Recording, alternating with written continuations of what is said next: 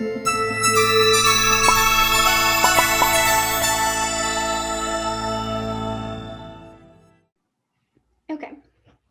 Joy, do you think we should start? Yeah, I think we've got enough people to go ahead and get started. So thank you again, Nick, for joining us today. If you would like, could you go ahead and just introduce yourself and tell us about what you do and who you are?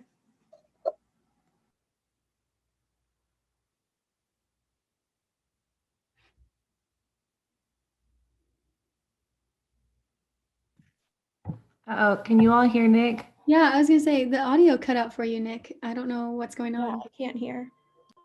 Let's see. Can you hear me now? Yes. Yep. Okay, awesome. Thanks for letting me know. I don't know what happened.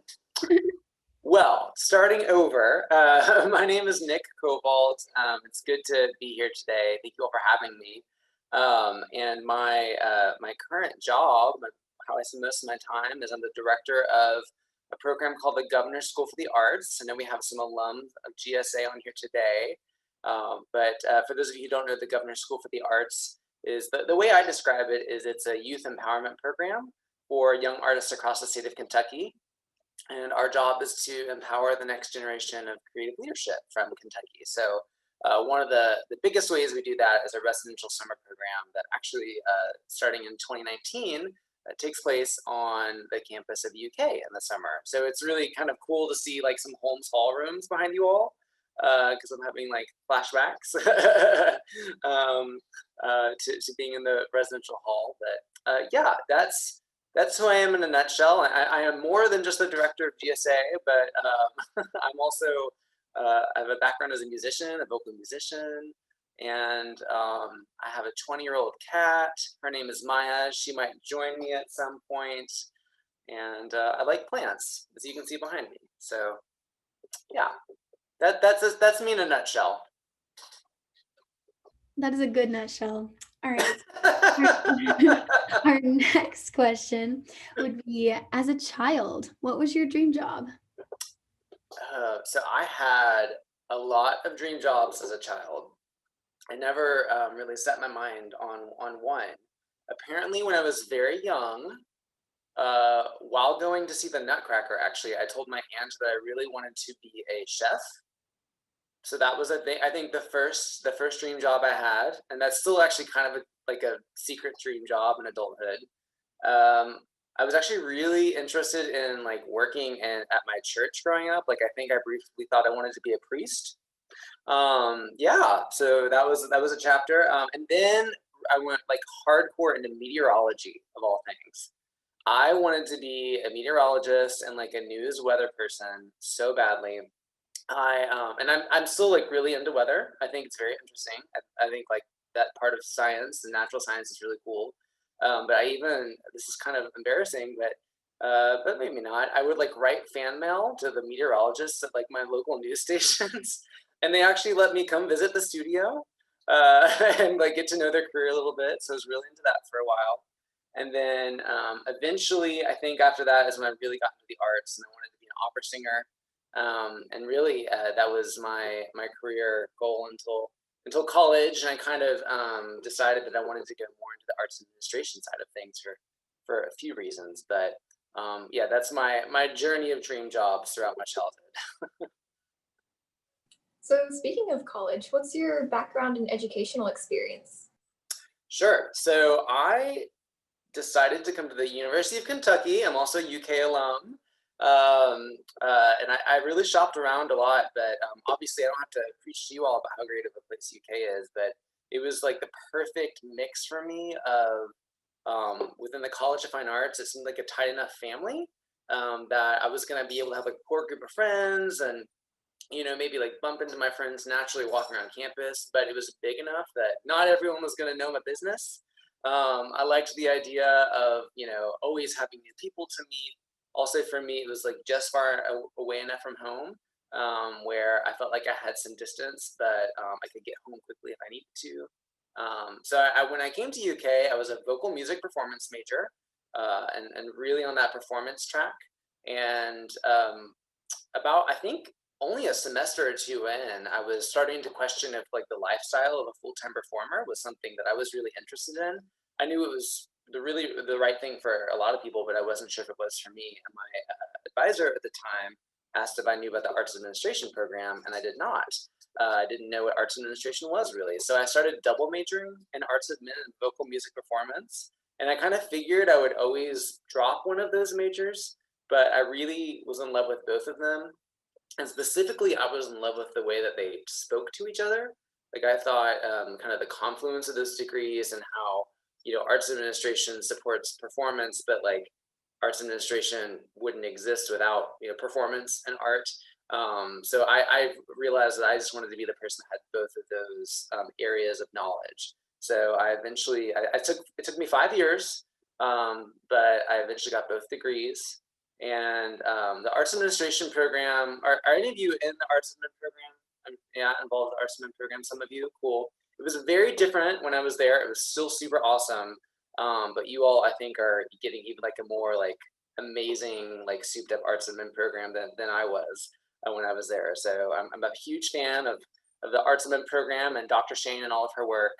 And then, yeah, that's it in terms of schooling. I actually decided when I left college, I was really eager to get out into the workforce and get out into the professional field and just really get my feet wet.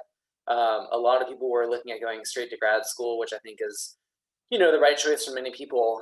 But I was eager to just get out there and start working, and I haven't left since. So I've been working now for 12 years outside of college, I think, almost 12. And maybe I'll go back to grad school one day, but I haven't yet. So, speaking of graduating and then beginning your career, so as you were starting your career, did you expect to be in this position and have such an amazing title and get to be a part of such a cool community? Did you expect that, like coming out of your degree? That's a really good question. I I think what the way I'll phrase this is I really like dreamed of having this job one day. I'm super lucky. Like I am someone who can say he has like one of his dream jobs. I mean, I remember when I declared my major in arts admin, I literally said to my advisor, "Well, it would be cool to like run a program like GSA one day." So I'm super lucky. Yeah, literally said that. So I think I thought maybe one day I might be lucky enough to have this job. I think I thought it would be more like 10 years down the road. And I think I was extremely lucky and fortunate to get this job when I did. I can tell you, if it's all right, a little bit about like my first couple years outside of college and what that was like. Just because I imagine that's pretty relevant to a lot of you as you're looking as like graduating in the near future. Um, and I was super anxious about graduating. Like I was really nervous about not having like a semester schedule anymore. And like there was something sort of comforting about like, I know exactly what tests to be studying for. And I know that I'm taking these classes and they will end on this date. And then on this date, I will start new classes. And all of a sudden you graduate and it's like just time. It's just time ahead of you. And you don't have as many of those kind of fence posts to guide you along in terms of time. So that was intimidating to me at first. I'm here to tell you, like, it's okay to feel intimidated about that, but it will be okay. But I really wanted sound employment right off the bat. Like, I wanted to be walking off the graduation stage and like into an arts organization. And I will say, if I could go back in time, I would definitely tell myself to take a few deep breaths and to like not worry as much. It's okay to like take some time after school before you have work. If you're able to support yourself in that way, and like if need to like have this a job outside of arts administration for a while or something like that, or whatever job you might be doing in college, like that's okay. No one in the professional world is ever going to hold that against you or anything. So I wish I had told myself to maybe calm myself a little bit more about it. Yeah, some deep breaths. So I encourage you all to do the same as you graduate. Because I will tell you, the first couple jobs I had didn't work out very well. And now I hope that doesn't happen for any of you all, but just to know it happened for me, and I lived and I survived and I'm okay. But I think in my first year after graduating, I left two jobs, both in arts administration, just because they weren't right for me and the environment wasn't right for me, and I just wasn't very happy. And then I found myself a year after graduation, kind of without work. and I moved into my parents' house and was like, I'm just going to figure it out. And in that moment, I think I felt a little bit like a failure, but I look back now and I know that I was not. So it all worked out. I ended up actually getting a job as the alumni coordinator for GSA about 10 years ago. And, then I got another job at the organization that GSA is housed at. And then 4 years ago, I became the director of GSA. So all that to say is there was definitely like this 1.5 year period after graduation that I hope none of you have, but if you do, learn from me, where the whole time I was like, none of this is going the way I thought it would. And also like, I miss having a semester. And I just hope you all know that even if things don't go the way that you think that they might, they can still work out. You just kind of have to stay true to yourself and trust yourself and trust your talent. So could you tell us a little bit about what your typical day looks like? And I know that like things are very different now. So maybe you can give us like an insight into what your day looks like now, adjusting like to the pandemic and also before. Sure. Yeah. Well, I think I'll approach those in the opposite order. So before the pandemic, let me like think back in time here, right? My office, GSA, is actually housed at a place called the Kentucky Center for Performing Arts in Louisville. So I work at a performing arts center, which is super cool to be around, Broadway shows all the time and lots of artists coming and going. And I would say that my days are probably half like meetings and half like office desk time. Um, my job here at GSA is very cyclical in terms of the calendar year. So what my given day looks like depends on what time of year it is. So in the fall, when we're recruiting for our summer program, I might be driving around the state of Kentucky, meeting with school counselors or students, or like hosting an info session at the local coffee shop. In the spring, I might be, on the phone with adjudicators, figuring out how to select the next class for GSA. And then, of course, in the summer, I'm usually living on a college campus, waking up at 5 a.m. every morning and going to bed probably like 2 a.m. some days, and just kind of managing the GSA summer program, which is a whole thing in and of itself. We could probably fill a whole hour of what that's like, but I'm glad to go into more detail if you'd like. So I like it because there's not a lot of monotony, both in kind of the calendar year, but also even like in the fall or in the spring in one season. There's a lot of people to connect this work with. I think this is pretty common across the arts, is that our work is not done in a vacuum, right? Like we're almost always in the arts connecting our work to the community, and trying to find new ways to do that and seeing where we can improve in connecting our work to the community. It's a very collaborative field. So we're reaching out to partners and rethinking how we can work together, maybe exploring new partnerships. So it always feels like there's something new on the precipice, which sometimes is exhausting, I won't lie, but also most of the time is really energizing. Now, fast forwarding to the present and COVID land, I'm still trying to keep a lot of my structure and my schedule that I used to have before working from home. That's just been good for like my mental health. So I'll still wake up like I used to wake up really early and go to the gym, and I'm not going to gyms right now, but I'll still try and like wake up early and like stretch or take a walk around the neighborhood. It's super important for me personally to like have some me time before I like roll out of bed and just go to work. That's very, very helpful to me. Just like the day is like belongs to me first before it belongs to my job. So that's important. And then I open this laptop and I sit here in my kitchen, and I will say I have fewer meetings these days, which is interesting. I think partially that's just because of like the virtual nature of things, and also just because everyone's so distracted. But yeah, I'm doing a lot of virtual info sessions. I think I've done 2 out of 12 kind of virtual info sessions we're going to have for GSA applicants this fall. Sometimes I have to talk to dignitaries in Frankfurt because GSA is partially state funded. So I might like have a Zoom meeting with like a cabinet secretary. Yeah, every day kind of I think I'm still figuring out my pace right now in all of this. But just trying to also be very, very easy on myself. I said this to someone the other day. It would be so easy to be stressed out about literally everything right now. Literally everything. And you all, sometimes I am, okay? So, but it would be so easy to be stressed out about everything that I've decided that I can't be stressed about anything.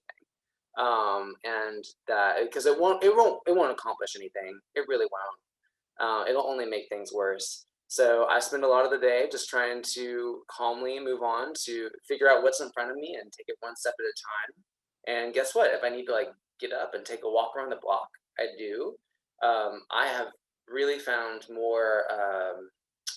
I've taken a much more flexible approach to my workday in COVID time than usual.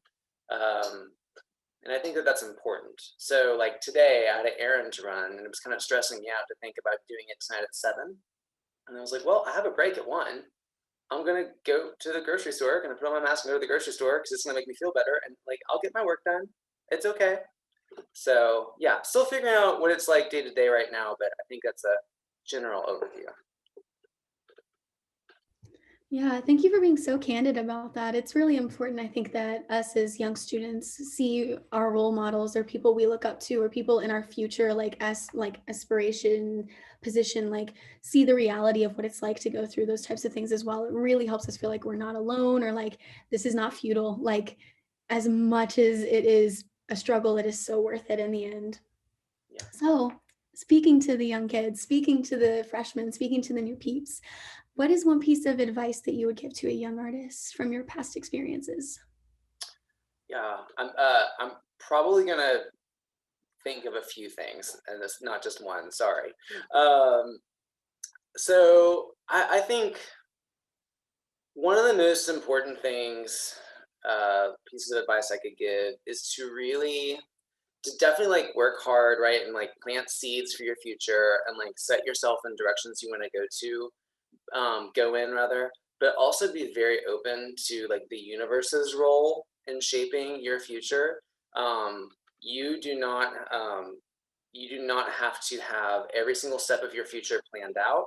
In fact, even if you do that, so there are going to be some variables that pop up that are going to shift your path. And in my experience, when like the universe has kind of shifted my path in one way, and I'm like, wait, why is this happening? Why am I going over here? That has generally been very beneficial to me. And so it's taken me kind of being open to that.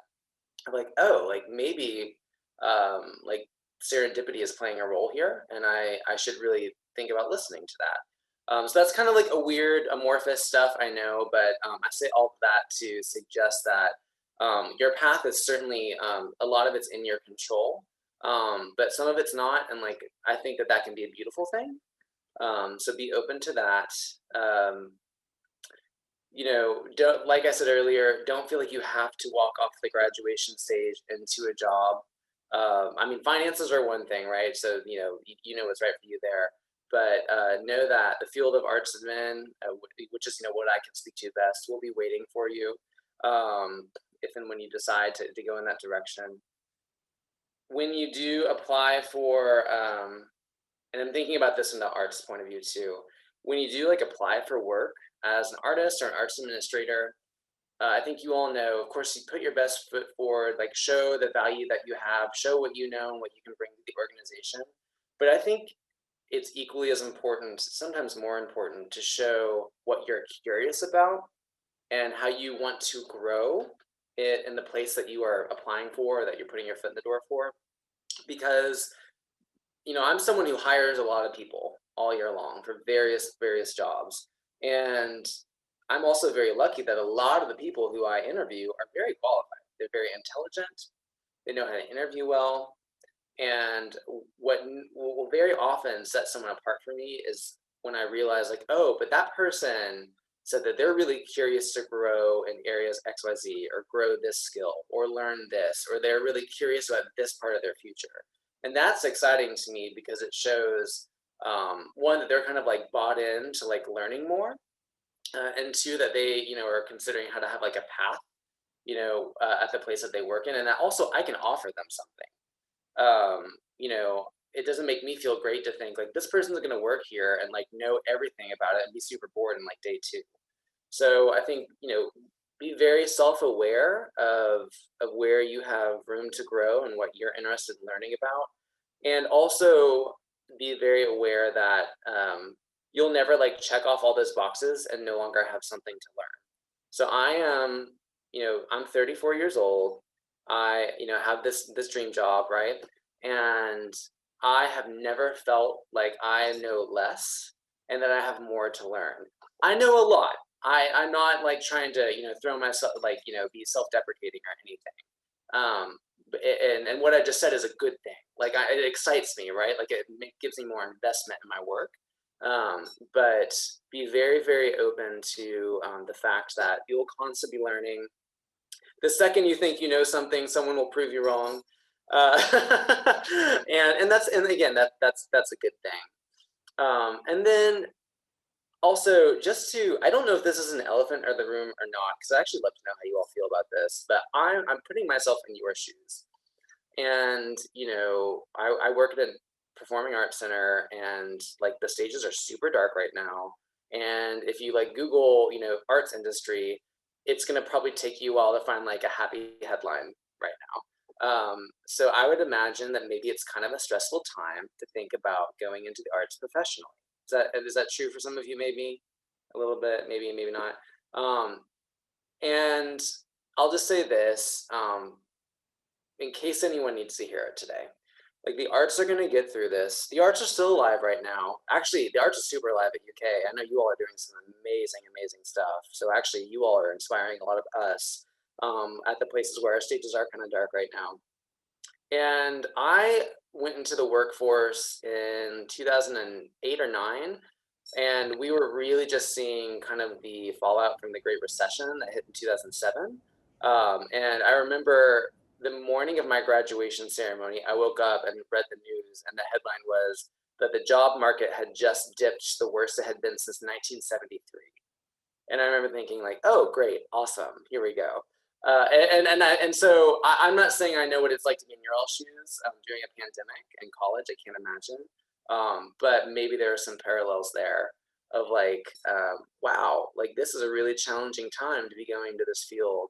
And I just encourage you to, keep your heads high and know that the arts are going to get through this. The arts have gotten through everything else, and we're going to be okay. Some of us are experiencing some hard times right now, but I think by the time you all get into the workforce too, I'm not sure where you all are in your degrees. And this is for, again, I know I'm talking as an arts administrator, but I think all this is really relevant to, performing artists as well, or visual artists, etc. I think you all are probably going to be entering the field in a really awesome time because we're going to be kind of reinventing ourselves in a little way. Things are going to be opening back up, God willing. We're going to be finding new ways of doing business. We are going to have learned things from the time we're in right now. And I think it will be a really exciting time to be involved in the arts, and that you all are going to have super unique perspectives to offer during all of that. So I'll pause there. But I could probably, wax poetic a lot longer, but I'll pause there. So I know you touched a little bit on your like earlier career moments once you got out of college, but is there like a particular moment or like certain career move that you would consider to be like especially influential or like really like yeah, influential is the word that I'm looking for. Is there a moment like that for you? Yeah.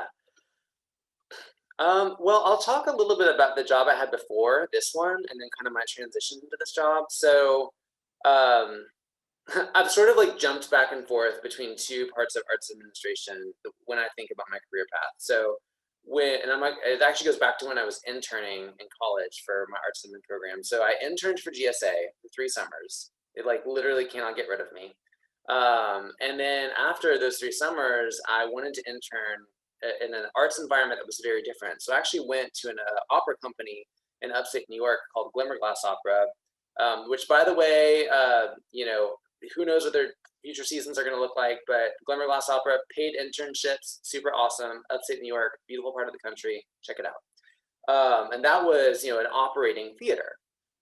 So it was really interesting to see that side of things, where the point, like at GSA, the point is about empowering young artists, and it's really kind of this soulful work in its own way.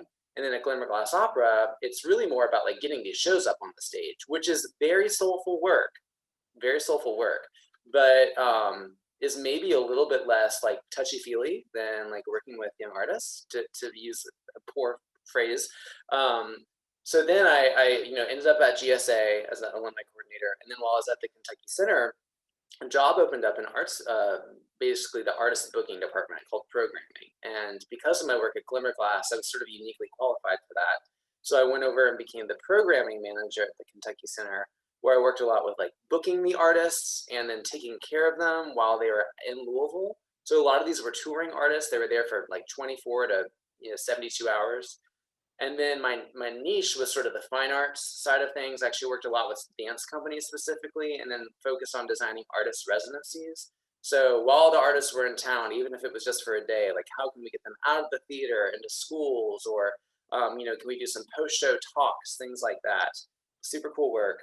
But again, in that work, at the end of the day, working with agents, I worked a lot with agents and managers, and a lot of it was about the bottom line. A lot of it was about making sure everyone was making as much money as they could.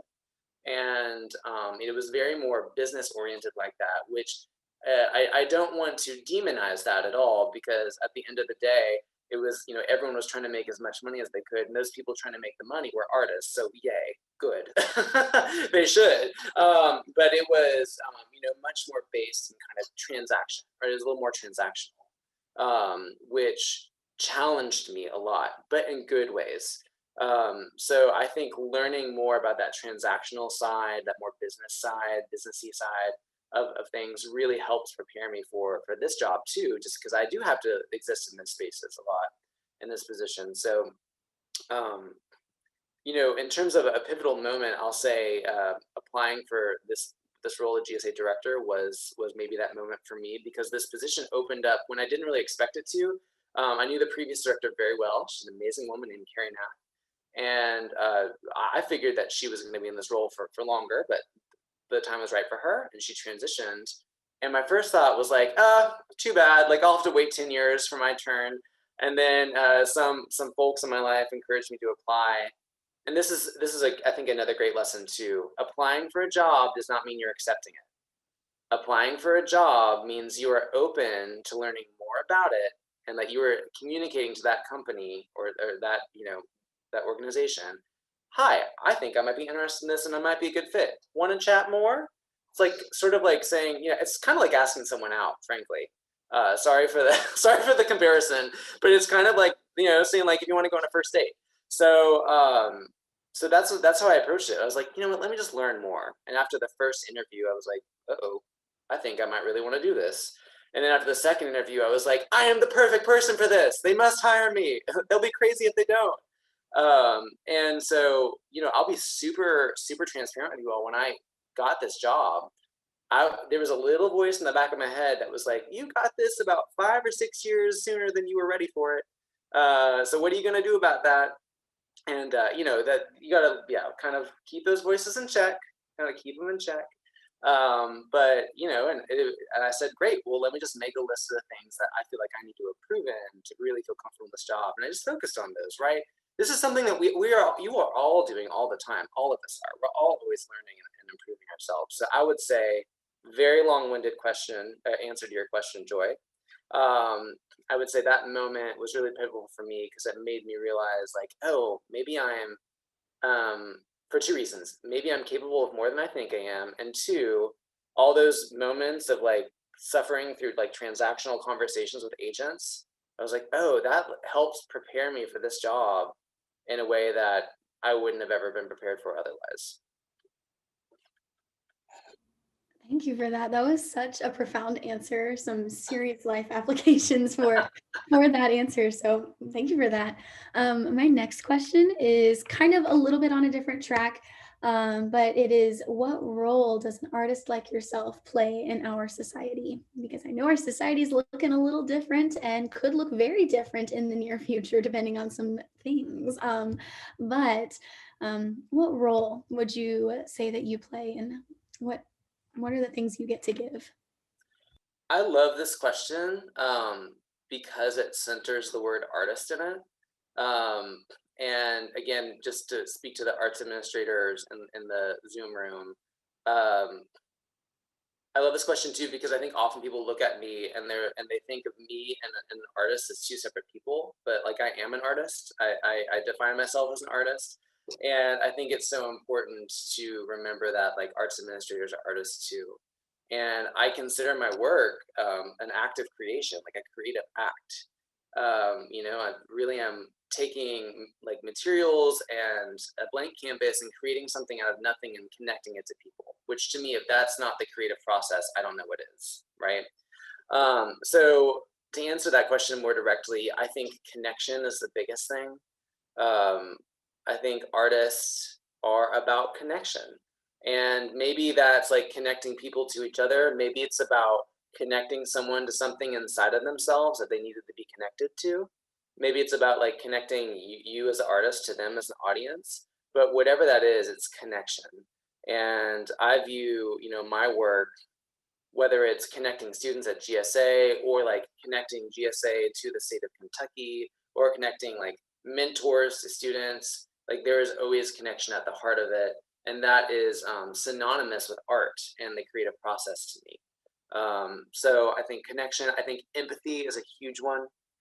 I think learning and discovering empathy can be a difficult process for some people too, especially when we are living in such a polarized world right now, reaching across the divides that we think separate us can be super challenging, but is a huge opportunity that we have as artists in this moment. And I hope you'll notice the way I said that, reaching across the divides that we think separate us, because so many of the things that separate us, we have been told separate us and do not actually. So I think it's super important to use creativity and empathy and connection to explore all those things. And what I say to my students at GSA all the time is, like, let's celebrate our differences. Like if we have differences, like let's celebrate them, learn from them. And in the process, we're probably going to discover we have a lot more in common than we actually think.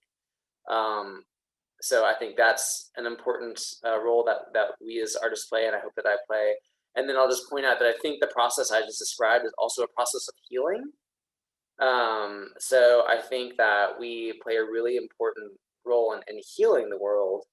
And we do that in a very, like, we can do that on a large scale. Like I think when we think about like things like empathy and connection and healing, it's easy to think of like major social movements and change, which is true and real, and those exist, and we have our space there. But also keep in mind that that can happen in an interpersonal connection sense too, right? That can happen human being to human being. I think our work as artists and as arts administrators is done on a human scale, which means that I talk to one other human being about my work and make a connection to one other human being in my work. And like that is the work. It doesn't matter that it's not 50,000 people, because that person can hopefully take the light from that conversation and spread it. And also I can take the light from that conversation and spread it.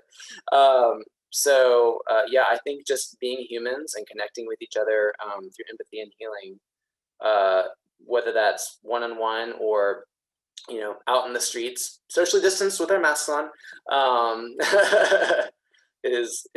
that's like literally we're doing no less than that. Like we're changing the world and we're changing lives and nothing less. So Yeah, those are definitely like very meaningful like responsibilities almost that a lot of people seem to overlook often that artists do. But kind of going off of that, what encourages or inspires you to do all of that in your job? I love this question too, because there are days where I really have to like reach and search for that inspiration. I will again be very transparent with you all. I do not even, and I mean, in some days I'm like, what's wrong with me? I have again like this sort of dream job, and there are still days where I'm like, oh my gosh, what am I doing? And like, why am I doing it? But I'm very lucky and that I am always within short reach of the young artists of Kentucky, um, and their power and their potential and their voice and just their magic and what they're capable of. You all represent that to me. I mean, that's why I was really one of the reasons I was really looking forward to doing this is like all of you in this call like energized me and like get me so excited to be like working in the arts because like I'm gonna be working in it with you all.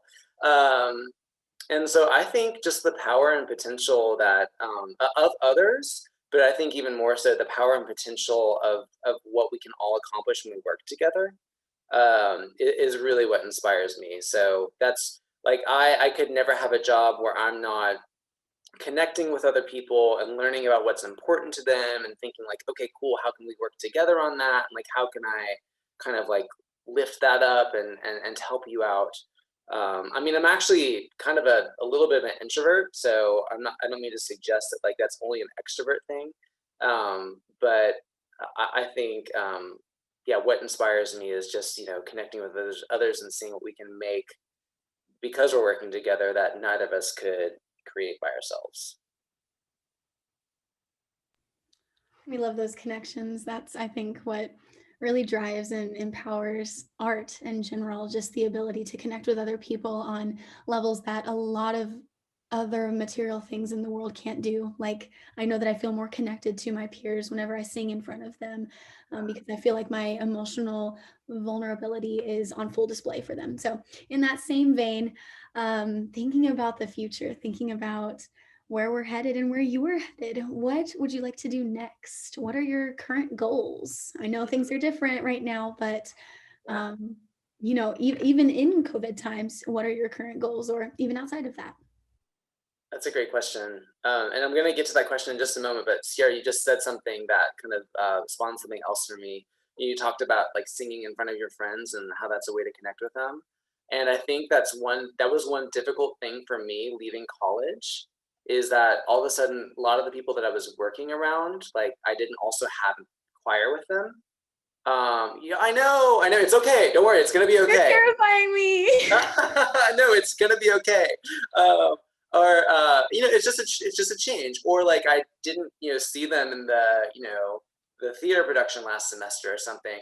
And all it is just a different way of connecting with people. But I think what's important though is just making sure that you are intentionally connecting with people and like still finding because why is it that you connect with people when you sing in front of them? Well, it's because you're sharing your love with your art, you're sharing your talents, you're sharing in some ways a sense of vulnerability.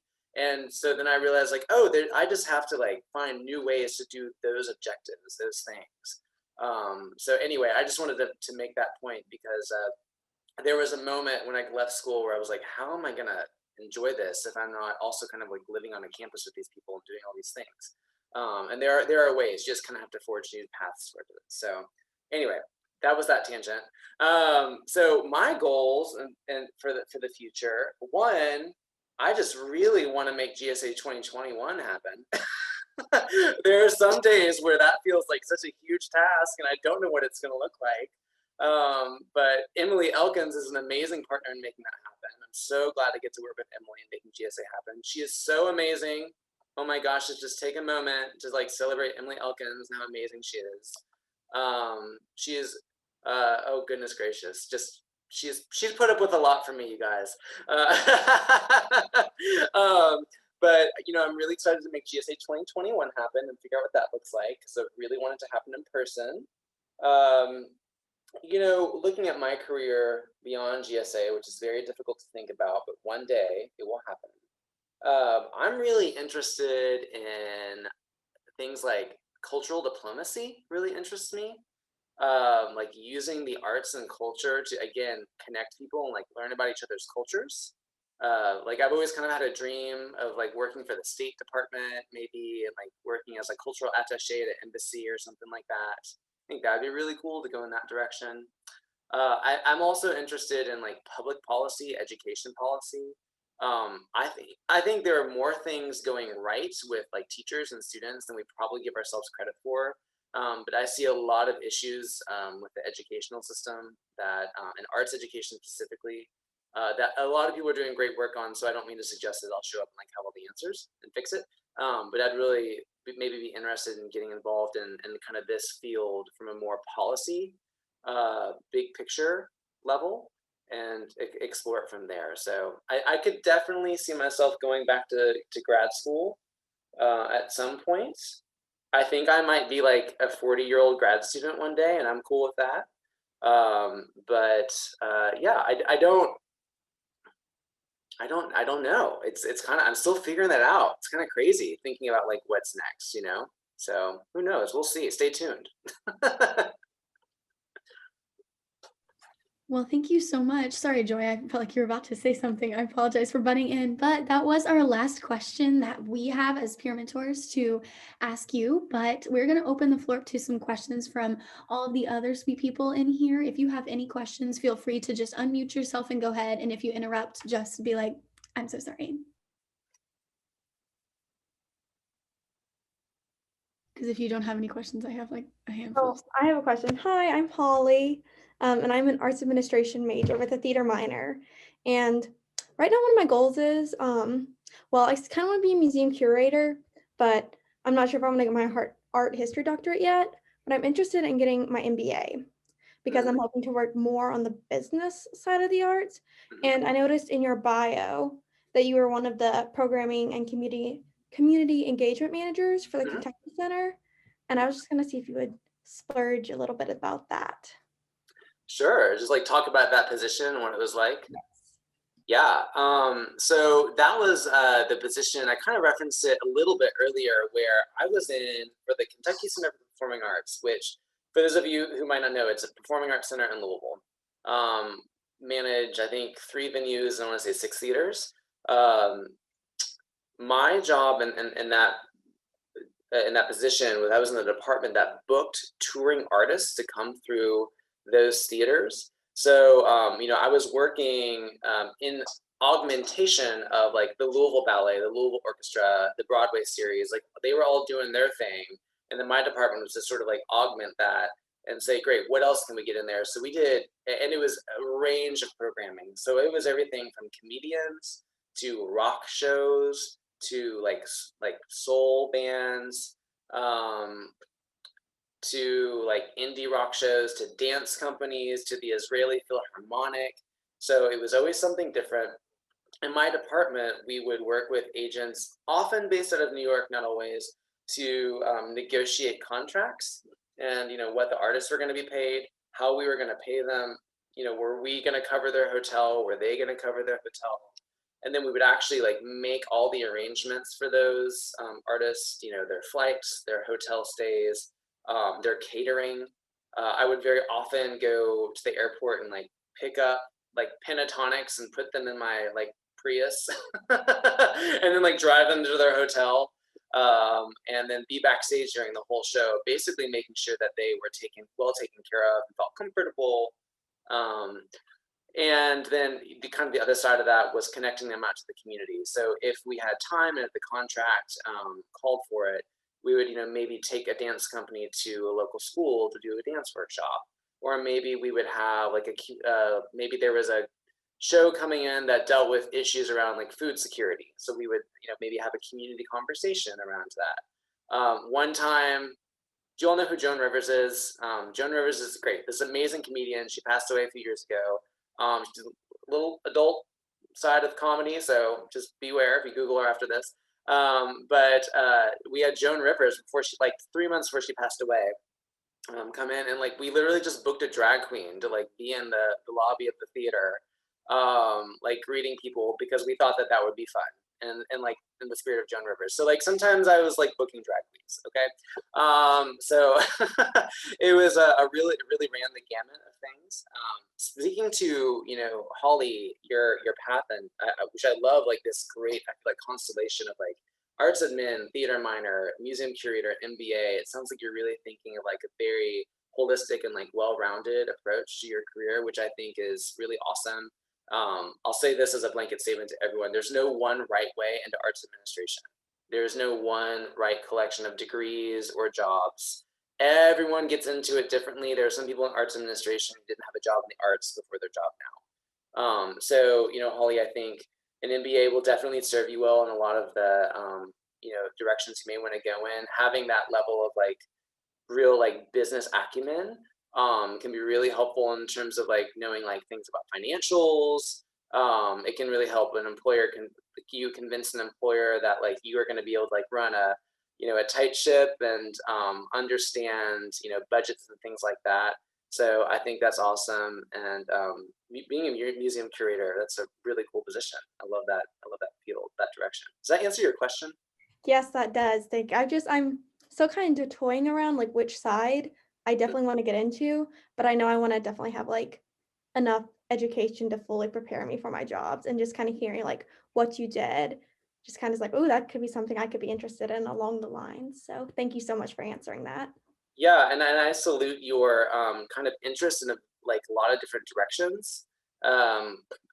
Like being passionate about something specific is great, but I would caution anyone from like pigeonholing them and like, I'm gonna go in arts administration to do e-marketing specifically for a ballet company, and like that's what I'm doing. Like that's cool if that's your goal, and like stick to it and go for it, and like hey, like it might work, but also I think be very open to like, oh, also I wonder what it would be like to work for a museum or some other performing arts organization. I think that's great. I have a quick question. Also, sorry I'm eating. Orchestra just ended and I'm really hungry. But I remember at GSA how we had like every morning and evening, I think you had like a different group or like organization come in and like give a little presentation. And I just remember like every single one of them was like so inspiring and so different. And you covered like everything I could think of. So I was just wondering, like, how did you find those people? Like, I know some of them were like alum and some of them weren't, but like, it was just such a diverse group. So I was wondering how you made those contacts. Yeah, thanks, Anna. It's good to see you. So I think the first thing is it is kind of going back to a word Holly used. It's like curation, right? So it's like looking at this calendar and this finite sense of time and saying, all right, what do we want to do with this time? And at GSA, for those of you who don't know what Anna's describing, is every morning there's an all-school presentation that the entire school experiences together. So that's a really special opportunity for like there to be this thing the whole school experiences. That's not based on your art form. So we really want, my goal for those presentations is for us to run the gamut across art forms and also beyond, for people to get an idea of like the expansiveness of what's possible in the arts, and two, for them to be super interactive. So I don't necessarily have like a checkbox, like a list of check boxes that I have, but like I always want there to be a dance company. I always want there to be a poet. I always want there to be someone who is using arts for social change. Maybe somebody who can really speak to like entrepreneurship in the arts. And there's always kind of an independent artist or started their own arts company. So really making sure that there's not too much crossover and that everyone's kind of building upon the lessons that we have, everyone's kind of building upon the lessons of the other presenters. In terms of contacting them, sometimes like I know someone, sometimes I know someone who knows someone, and sometimes I like Google them. I find like their info at email address and just keep contacting them until someone calls me back. And sometimes I don't hear from someone, and we just kind of move on. I think what's also super important for GSA, but also I think across the board, is I always try and call them and have a conversation with like, here's what GSA is, here's who this audience is, here's what they're experiencing right now, and try to tailor their presentation to that audience, and always make sure that there's a chance for interaction, Q&A. Maybe we even have like questions for the students to consider. And I think by the time we've gone through all of those steps, one, definitely know if someone's a good fit, and two, like they're bought in and excited to kind of come present very specifically to that specific audience. Does that answer your question? Awesome.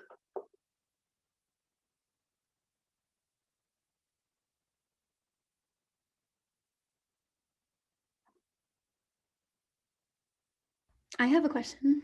Great. So I, like you, am not quite certain what GSA 2021 is going to look like. However, I was a student in GSA 2018. So by my calculations, enough time has passed to where I could apply to be a member of the community that helps organize GSA or helps the program run. And I am not a major in arts admin or anything like that, but I want to be so involved just because I'm, like that. So what would be either your best piece of advice in looking for those opportunities, or this part of the question, how what's your best guess at what it may look like? Yeah, no, that's a super fair question. So first off, shameless self-promotion of GSA, we do hire summer staff every year for the summer program. We have residential advisors that live in the dorm with the students. We have what we call discipline assistants, which are basically teaching assistants for each of our 9 art forms. And we have administrative interns. And you don't have to be an arts admin major for any of those. And in fact, for our RAs and DAs especially, a lot of folks aren't. And we will generally post those jobs for the upcoming summer in like November. This year, the timeline's a little different. We'll probably post them in November and December and do interviews in January and February virtually. We usually do in-person interviews in December while everyone's on winter break. So keep your eyes on GSA if you want to work for us one day. Piece of advice, I think, is, and this is applicable to any job interview, is one, to keep in mind it's a job interview. So show up, be yourself. And I think just by virtue of my time with you all on this call, I don't think any of you are gonna have a problem with this, but be professional too, right? This is a professional conversation. I brought up booking drag queens earlier, but I think this is still a professional conversation. So you are already doing a great job with that. So just remember it's a job interview. Be yourself and think about why you want that job. And the jobs in the arts are almost always in service to someone. Or so, who is this job about? In our case, it's about the students. So think about why you want this job. If it's, and I'm speaking broadly here, not specifically to you, Sierra.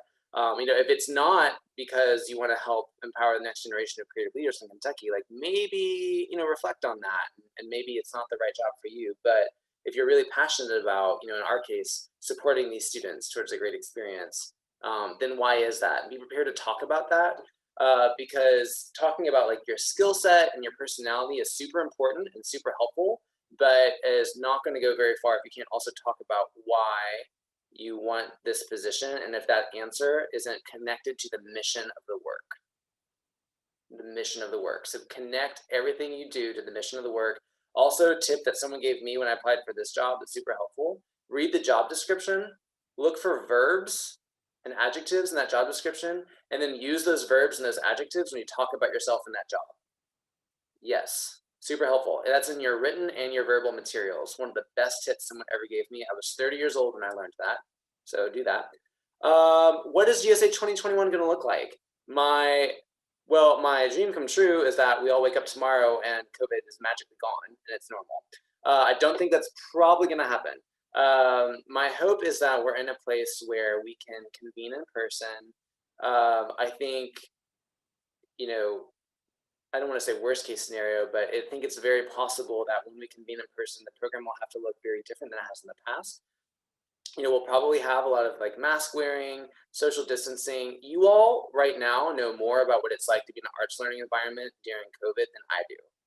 So I'll probably be calling Emily and being so what did you guys do for dance classes at UK? We'll be learning a lot from you all. Maybe the schedule will have to look different or something like that. We'll see. But I do see us kind of having a sealed, quarantined program of sorts. GSA in of itself is already kind of a sequestered program.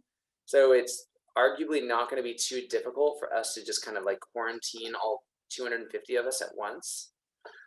So, that's a thought, still getting testing and things like that, temperature checks.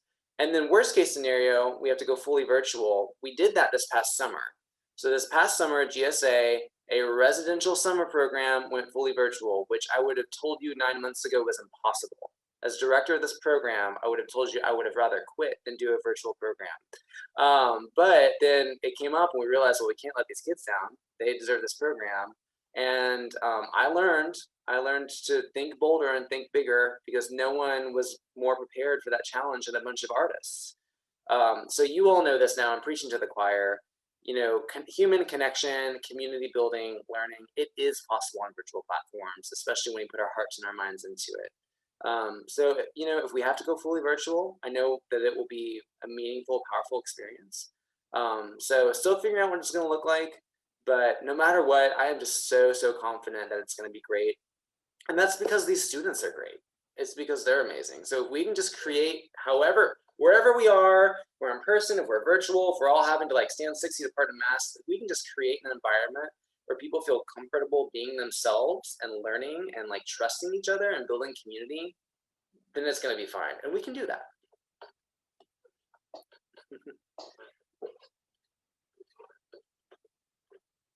All right, well, we have exactly 2 minutes until 6 o'clock. So I guess this is our last call for any quick questions. If not, or well, I guess, does anyone have any questions?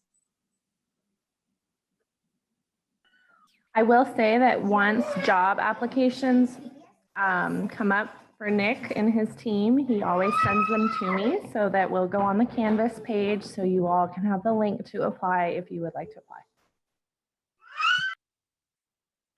And I'll just say really quickly, thank you all again for letting me join you today. I'm an open book, so if you ever need anything or like a year from now, you're like, that really talked to the guy from GSA, I would like to reach out to him. Feel free to reach out. And it's, you know, we're all in this together. We're all co-creating in the arts together. So don't think of like there being like a wall between you and professionals. We're all collaborators and colleagues. So reach out anytime. All right, well, thank you everyone so much for joining us, and especially thank you, Nick, for taking time out of your day to talk to us. I know we all really enjoyed it, and you had a lot of really meaningful insight for us. So thank you so much. Yeah, thank you all. Take care. Thank you. Thank you. Bye.